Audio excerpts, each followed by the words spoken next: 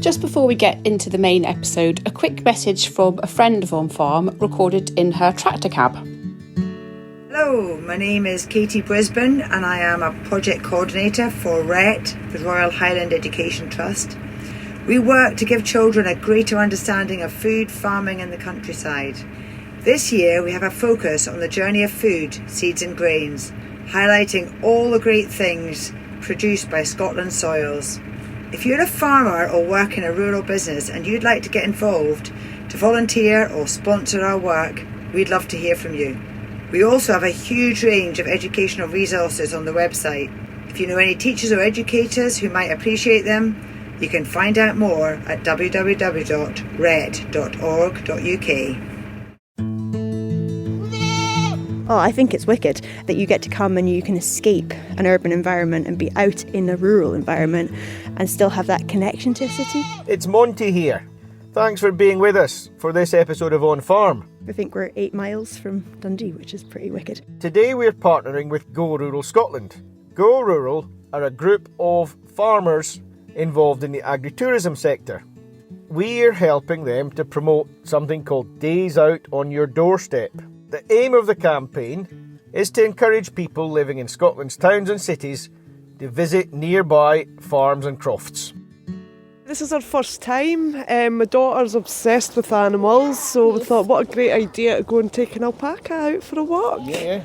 What's your name? Lexi. Hi Lexi, and are you excited to be on a farm? Yes.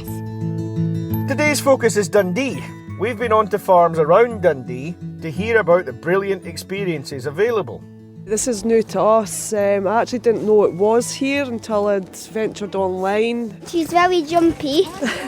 She feels like a rug, doesn't Yeah, it? yeah, that's a better way to describe it. She feels like a rug. This episode is a whistle-stop tour of 4 farms in total. I hope you enjoy it. We're on farm number 1, and I'm just going to go straight to the farmer now and ask her to introduce herself. Hi, I'm Anna Lamotte and I run Guardswell Farm. We've got lots of different strands to our bow, I think. We've got converted farmsteading, which is... Which we're standing in front of. It looks fantastic, actually. Yeah. So a bit of agri-texture, we like to call it, that we do events in. So anything from kind of markets to parties to weddings to a little cookery school. And then we also have some accommodation on site. So we've got 3 self-catering houses and then we've got 3 huts, which are sort of little off-grid havens around the farm. We also have Guardswell Grows, which is a kind of chemical-free, organic, not organic, certified, but chemical-free market garden. So we grow lots of lovely veggies for wholesale, and we also have a little farm stand, honesty box that we sell stuff out of. And we do educational stuff too, so workshops and getting kids out into the farm and running around and meeting the animals. And you're in an absolutely stunning location. We're looking down onto the Tay, we're looking right across to Fife, and we're overlooking Dundee. It's beautiful.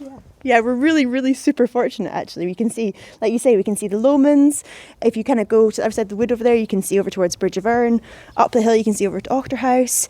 Dundee, on a good day, you can see St Andrews. You can see the Tay Bridges. Yeah, so we've got this amazing panoramic view from the farm, which we're really, really lucky to have. This is yes, you've got the tourism offering here, but this is a real live, as it were, farm as well. And you've got produce from here that's going into Dundee. Yes, so we have Guardswell Grows, so the veg side of the business.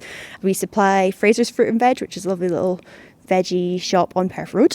And then also, obviously, when we do our hogget boxes, we do delivery and we kind of take Dundee into that area. So, yeah, we have that opportunity too. Anna, we're standing here in front of this lovely barn conversion, and it looks, I'm just peering through the big plate glass windows with the view behind us here. It looks fantastic in there.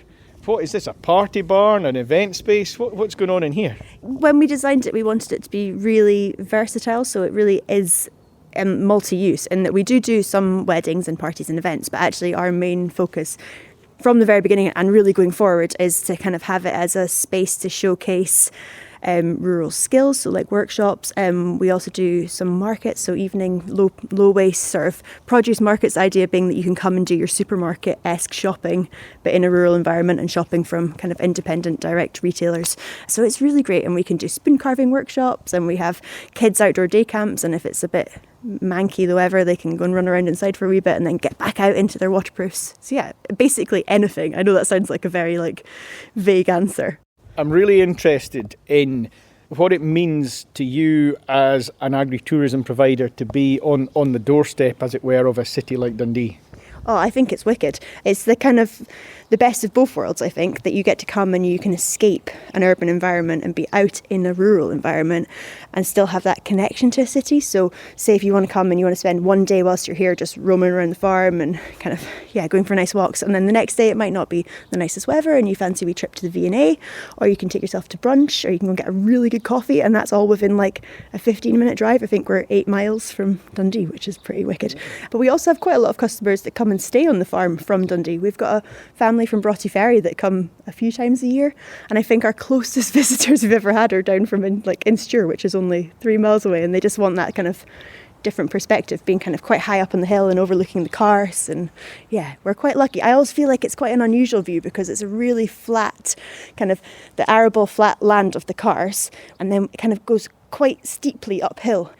I feel like it's quite African plainsy to have that kind of perspective of Yeah, I get that actually. That's a funny way to put it, but I get that. It's so flat down there and so steep here. Yeah. And it changes, it's a patchwork, it changes throughout the year. So when the oilseed rape's in flower, it's obviously lovely and patchworky and yellow, and then different bits get ploughed, so you get different areas of browny bits, and then different levels of vibrancy in the green. It's wicked, it is like a patchwork quilt. What are your sort of personal connections and family connections to Dundee? Do you feel that that's the home city and you're a shop window of agriculture to show the people from Dundee what's going on in the countryside? Yeah, I guess a little. So I grew up directly below us on the Carsigary, so on the kind of flat bit looking up the hill.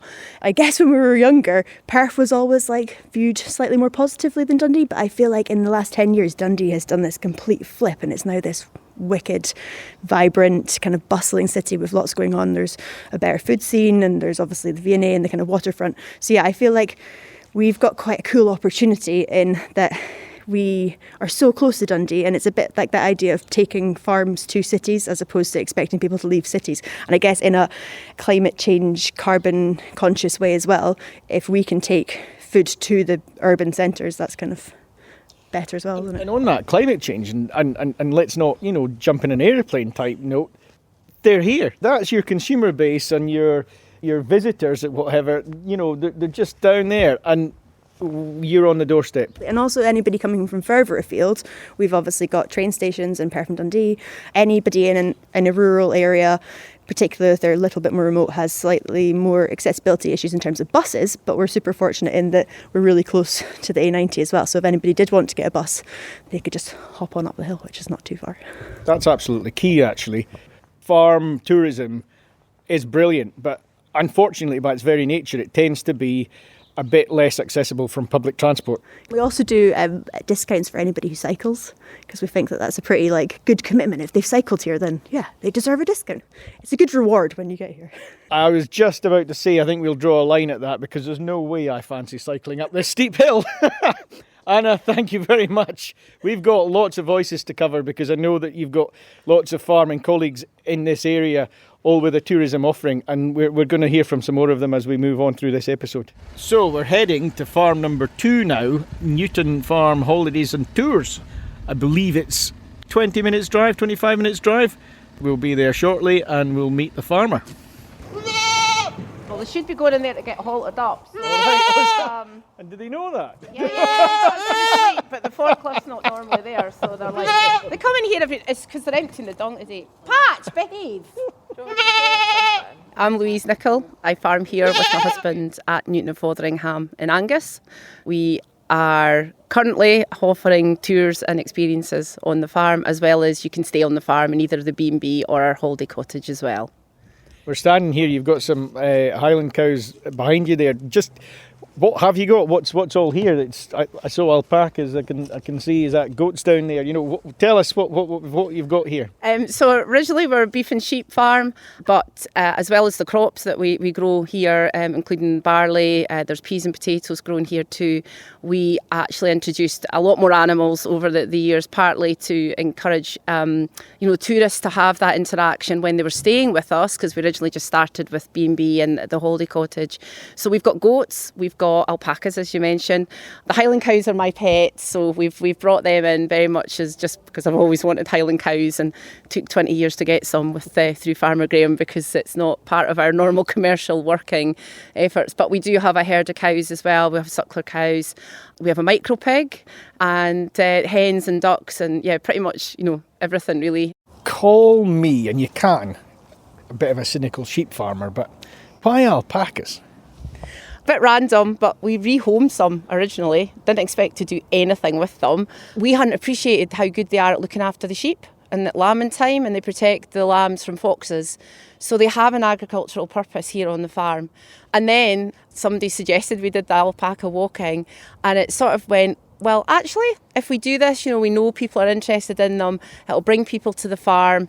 We can get them out in the countryside, and it's a different kind of experience. And while we're on the experience with the alpacas going round, we talk about the landscape, we talk about the crops, we talk about what's going on. So they're still benefiting from the countryside, the agriculture and rural management, the countryside management that we do. I've actually never even seen one in real life. My name's Kerry Watson from Arbroath. Is this your first time here? Yeah, this is our first time. My daughter's obsessed with animals, so we thought what a great idea to go and take an alpaca out for a walk. Yeah. And what's your name? Lexi. Hi Lexi, and are you excited to be on a farm? Yes. I'm hoping to see alpacas, and I'm hoping I can pet them and stuff like that. I'm Elaine, this is Bianca. Hi. I'm Zara. And we watch they've got a very informative Facebook page, so me and Bianca watch them at night. So there's lots of videos and stuff, so we'll get to know the farmers and all the animals and stuff. So we've seen the alpacas on Facebook, so we thought we'd just come and visit them, didn't we? Yeah, I like seeing the alpacas. Because the alpacas are really cute. You like the lambs and stuff as well, don't you? I like, I think it's a goat, and I think it's called Lantern, and I love her. Feeding the goats? The lambs and the goats, yeah. You get the lambing experience, you get to feed the lambs and cuddle them and, pet them and stuff. So it's just good. It's a nice day out when you're looking for places to go, and there's not much to do around here, especially with it being locked down and stuff. We've been cooped up, so we're always looking for things to do, and this is just the perfect place to come. It's not far from us. We only live down about 10 minutes down the road, so it's good, isn't it? I love it. Is this a new thing for you, coming out on a farm tour? Yeah, this is new to us. I actually didn't know it was here until I'd ventured online, but I'm really glad we have chose to do it. It looks brilliant. Well, we're going to maybe jump on the tour and we'll hear how you get on as we go along. Perfect. Is that okay? Yeah, that's great. I'm Rhiannon, I'll be taking you on your alpaca walk today. The most important thing is washing hands, because animals can have germs and bacteria on them. We've got a hot hand wash that we'll do at the end, and then we'd say to keep your hands away from your face and out your mouths, and not to eat and drink until we've washed hands.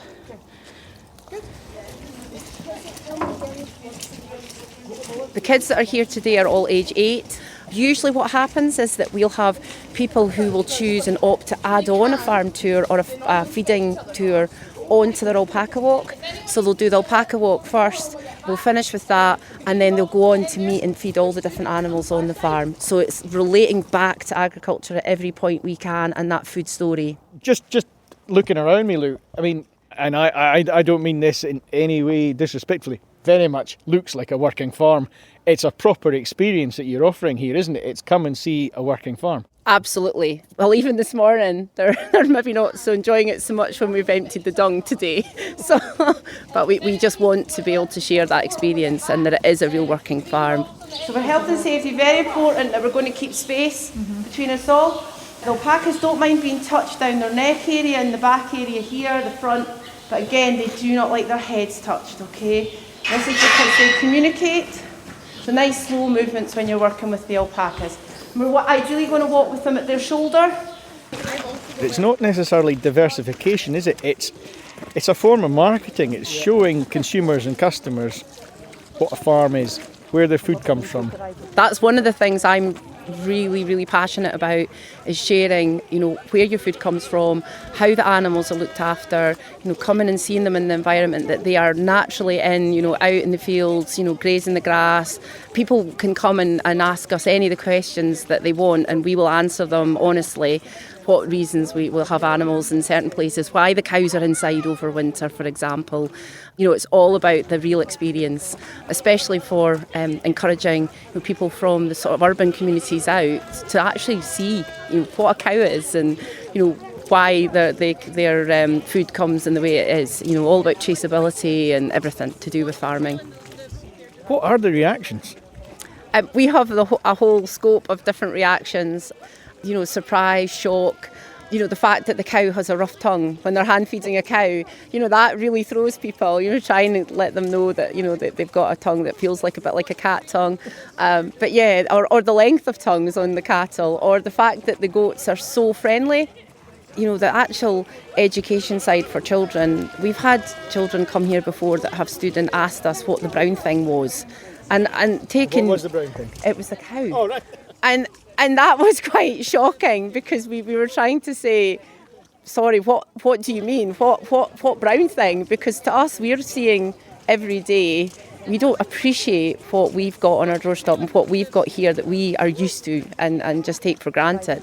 So, and the laughs, the smiles, the tantrums when it's cold, the jumping in the puddles, all these experiences that some people just don't have and don't get and can't find easily.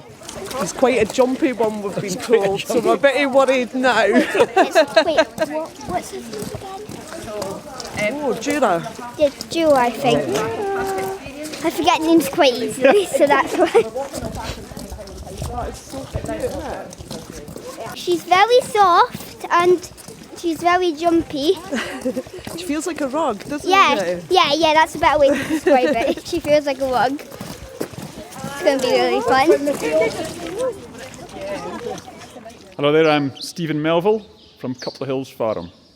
Couple of Hills is a third generation primarily arable farm. We sit on top of a hill looking out towards St Andrews. We've got a farm livery, the arable business like I say, we've got some holiday lodges, and we're in the process of starting to do some on-farm farm tours. Tell us a bit more about what people can experience here when they come and stay. Our typical guest is very much family based, so the lodges all sleep 6, so we're often typically getting our mum and dad and 2 or 3 kids, or quite often the grandparents will come too, and they're coming here just to enjoy the peace and the tranquility that comes from being on a rural location. So as I mentioned, Couple of Hills Farm, it's a really scenic location. We sit on top of a hill, there's plenty of woodland behind us, some of the most stunning views you'll come across in Fife, looking out towards the Eden Estuary, which sits alongside St Andrews. We've got lots of amazing farm walks. We're big into our environmental schemes and a huge array of different flowering plants and trees all around us, and it's all fully open to the public, and it just gives a wonderful environmental and farm experience for all our guests that come to stay. People coming to stay, but also people coming out from the city, Dundee. You're only a skip and a jump from Dundee, and enjoying being in this environment on this working farm. That's right. We're only 8 miles from Dundee, so it's no distance at all. And I suppose that's the beauty of where we are. We're so central to St Andrews and Dundee, and it just gives the public as a whole the opportunity to come out and enjoy what the countryside has to offer, which is freedom, space, and the ability to enjoy what everyone wants is space. But more than that, though, because you are a working farm, so are you giving people a little bit of an insight into what happens here on the farm? Very much so. I'm very keen on educating the public, I suppose, on what goes on. I like nothing better than explaining, what's going on the farm at different times of year, what crops we grow, what they're then used for, their final destination. It just gives people a bit more of a link and understanding of where the food they eat comes from. And do you think that people, coming out of the city, coming out of Dundee or whatever, do you think they are a bit naive to that, where the food comes from and what's going on in the countryside just on their doorstep? I think quite possibly they are, yes. It's no fault of their own, it's just the way society, I think, has changed over the years. There are fewer and fewer people involved in the countryside, and as farmers it's up to us to educate the individuals on where their food is sourced and how it's produced, and the high standards that we as farmers have to adopt in order to produce the food that they consume. Just describe the view from one of your holiday lodges. What do people see when they look out the window?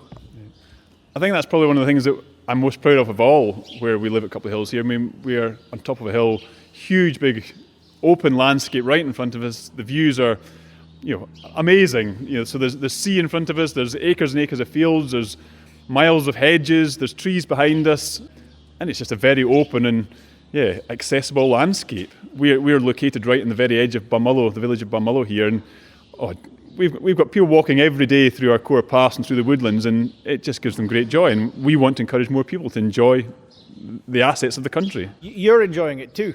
I'm sensing a real enthusiasm for showcasing that to those who come to stay here and those who might come on farm tours. This is, I guess, more exciting for you than just growing a crop. That's very much the case, yeah. The wildlife, the amount of birds in the farm that we have has just increased year on year because of the environmental schemes that we have adopted. And it's great that the public can enjoy that. And one thing we really get a lot of, and you're not seeing it right now, is we often have kestrels hovering right in front of the lodges at eye level because of our location. Right. And that's just great to see. And you can't walk around here without coming across wildlife, whether it be the deer in front of the lodges, the hares boxing in springtime, the partridges, the pheasants and the kestrels. It's great to see. It's just great to have the wildlife around, I have to admit. And super. All of our guests enjoy that.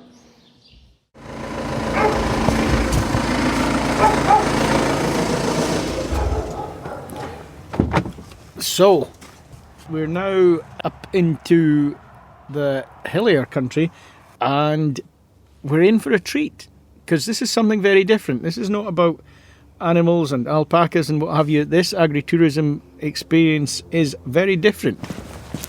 Again, there's some quite plush tourism experience looking buildings. Is this where we need to be, I wonder? Carling? Yeah, it's Carling. How are you? Not too bad, how are you doing? Yeah, I'm Monty. Hi. So I'm Caroline, I'm one of the co-owners of Ogilvie Distillery. So it's my husband's family farm, so he's the fourth generation of the family to farm here. Mixed farm, doing various things, but vodka's been something a little bit different in his legacy he's leaving on the farm as his generation. So this is just some of the cattle that we have in the shed at this time of the year. So they get a little bit from the distillery too, that they get the coos booze. So this is the leftover pot ale from the distillation. So we have happy cows around here. There's no actual alcohol in it, but we just like to have a bit of a play with that. And you're calving just now as well, obviously? Yeah, so a few just arrived recently and a lot more to come yet. So we've got about 40 cows that we breed with as well. It's interesting. We're doing a whistle-stop tour of agritourism experiences that are in the vicinity of Dundee. And this is different. You're making the vodka here, but you've got, there is a tourism experience as well. There's a visitor attraction, there's a tour. Tell us a wee bit about that. Yeah, so we thought it'd be a really great thing to get people to the farm and see what we do. Our USP really is that we're producing everything on the farm, so we grow it, we distill it and bottle it here. So we're very lucky we managed to secure some funding to convert one of the old steadings on the farm and start running distillery tours. So we have our tractor and trailer, we take everybody around. We show the farm as much as the distillery, because actually I think that's where we're quite unique in comparison to other distilleries, is that we're farmers as well as distillers. So we go into the potato sheds, we show everybody where we store them, grade them, etc., and then show how we transform them into our world-winning vodka. So it's a real field to bottle story. Yeah. So we talk about being ground to glass, actually. Yeah, we can tell you on each bottle exactly which field the potatoes came from. So we have all that traceability for the supermarkets anyway. It made a nice story to bring into the vodka as well. So why vodka? Why vodka? Why vodka is a good question. Graham has always wanted to diversify on the farm and actually has had some weird and wonderful ideas before he arrived at vodka, from space blankets for growing carrots to hydroponic peppers to fish farms. And one day he came in and said vodka, and I was like, oh, that sounds way more appealing to me. But he spent a year in Australia many years ago, like a lot of farmers do, working for a farm out there, and they grew their own grapes on the farm, produced their own wine and took it to local farmers markets, and he really liked the fact they had a story to sort of go out and sell. So came back from there with all sorts of ideas, and his mum and dad said, no, you need to sort of prove yourself with what we do first. So it's sort of this idea had stuck with them for a while now. Obviously we don't have the climate for growing grapes here. We do have potatoes, and we've got the wonky shaped ones that the supermarkets don't want. A bit frustrated with that, and we thought, what could we do with them? And that gave us the idea for vodka. And do you feel that there's a real local pride in what you do? You've got the distillery here, and it's putting the area on the map, and local people are coming to do the tour and be proud in what you're producing here? Yes, definitely. I mean, we go out to a lot of local events, and I think now that we've got the tours here, people coming and seeing it, and they say, oh, you genuinely do it here, and we're very much about the authenticity of it. But, things like doing Flower and Food Festival in Dundee, we have some great local support in the Angus and Dundee area, and it's just great when they come and see how it's actually made, and then they're telling their friends about it as well, which is fantastic. It is, I suppose it's... Oh, there's a whole load of deer running up the field there. We've certainly seen the scenery today. I suppose it's just something that people can relate to. They can relate to going to a pig farm and then sampling sausages, or going to a dairy and then sampling ice cream.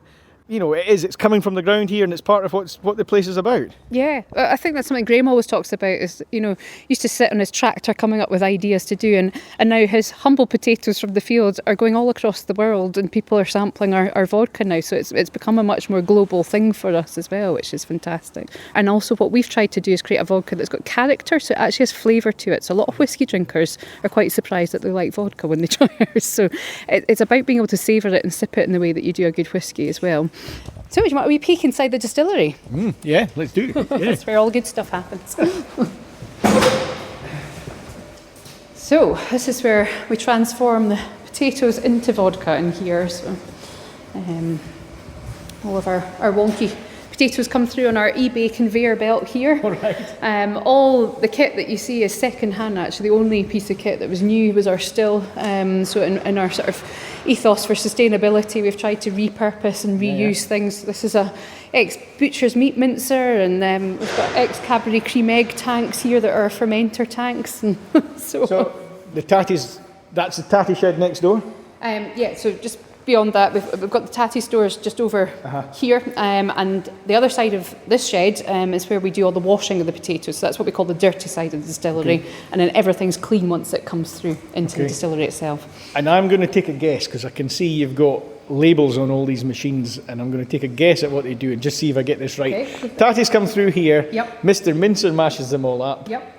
Right. And then I'm lost, so it's over to you. So Mr. Whistler's our cooker. So we cook the potatoes for about 2 to 3 hours in here with water added to it. It becomes too sticky and heavy to move if we don't add water to that.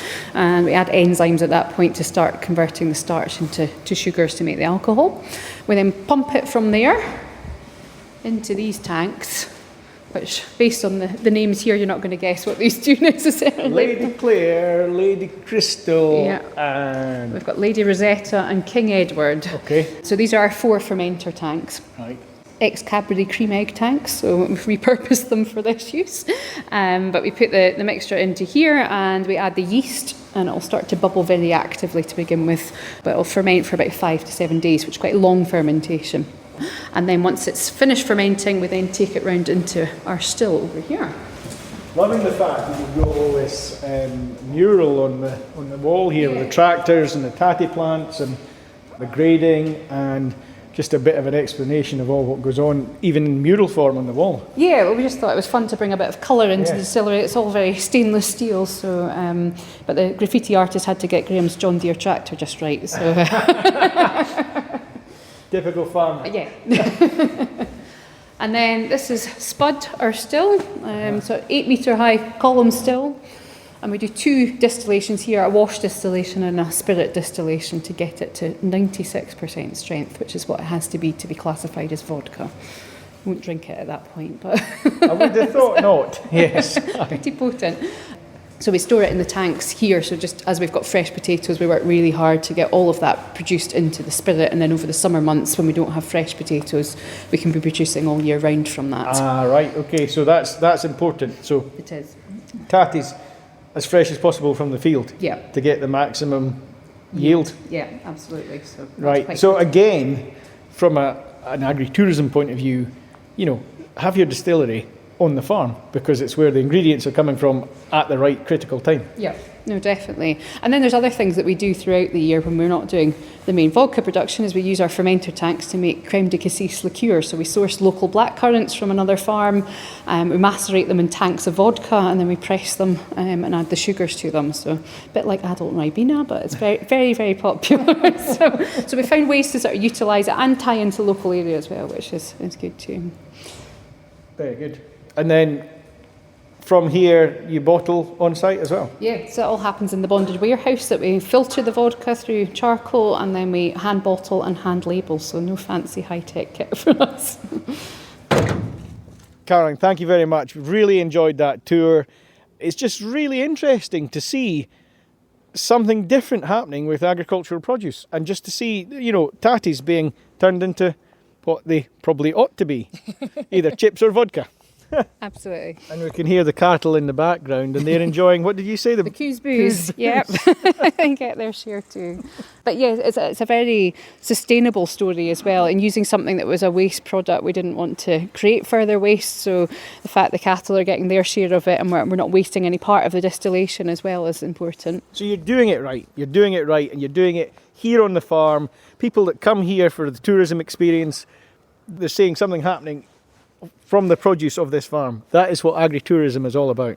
Absolutely. I think it's a really authentic, genuine experience that people can come and see exactly where we grow the potatoes. I mean, we talk about food metres rather than food miles. Do you do that when you go on a tour? Do you go out to the tatty field? So it depends on time of year, but we, as I said earlier, we have the tractor and trailer. We take everybody round. So I mean, literally the field ahead was one of the fields for growing potatoes last year. So people come and see the pond where we source our water from for the cooling of the distillation. The potatoes are growing there, and here is just where we distill it all. So it's all within a very small area, which I think people really like. Massive thanks to everyone we spoke to for this episode. Anna Lamotte at Guardswell Farm, Louise Nichol of Newton Farm, Stephen Melville of Couple of Hills Farm, and Caroline Bruce Jaron of Ogilvie Distillery. All of those are within a stone's throw of Dundee, and they're open to visitors from near and far. We had a load of fun recording this episode, as I'm sure you heard, and we're looking forward to doing more of this in the near future. We're going to be showcasing farm tourism spots near other cities around Scotland, with our partners at Go Rural. In my opinion anyway, it's great to have an organisation like Go Rural. They're all about building relationships between rural and urban Scotland. And I think, as a farmer myself, that's brilliant. We need people to understand that our produce is, well, it's from the highest welfare environmental standards for a start. As farmers, we are looking after the Scottish countryside. What better way to learn that than to go and visit a farm? So hats off to all involved in Go Rural as far as I'm concerned. Your usual reminder, I hope you enjoyed this podcast. OnFARM is made by our team at Scene&HerdPR and Marketing. And you can talk to us anytime if you need a podcast or help with any rural food or farming PR and comms. That's it from me, and bye for now.